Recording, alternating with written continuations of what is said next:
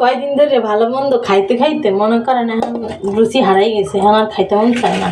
আজকে হচ্ছে এই সব সবজি টবজি কাটতে কুটতে লইয়েছি, এখানে আলু কুচাইছি। এই আলুটা এইভাবে কুচানোর কারণ হচ্ছে যে এই যে বেগুন কুচাইছি দেখাই, এই বেগুন দিয়ে শুটকি দিয়ে এটা চরচড়ি করবো।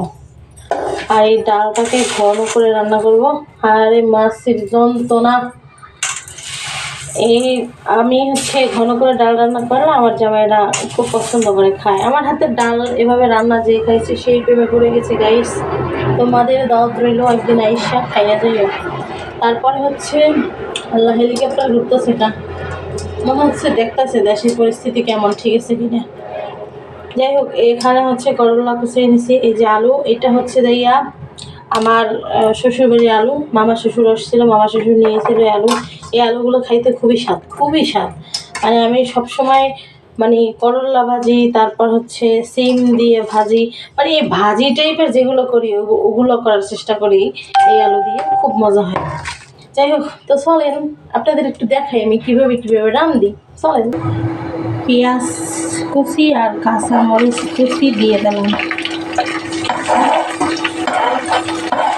সর্ষের তেলে ঝাঁস চোখে আসতেছে, পানি পড়তেছে, যে দেখো কিগুলো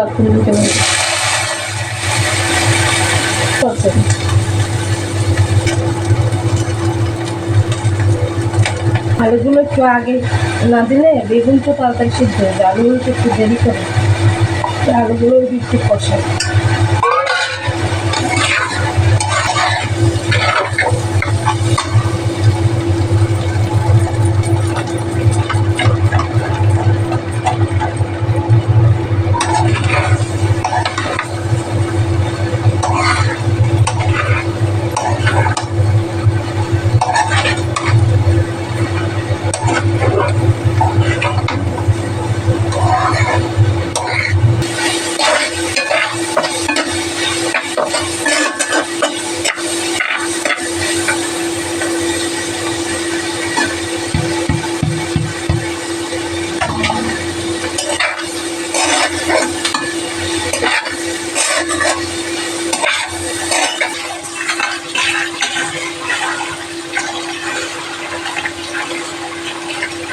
আমার হাতের ডাল রান্নাটা দেখো কতটা ঘন হয়, আর এই ডালটা খেতে খুবই মজা হয়।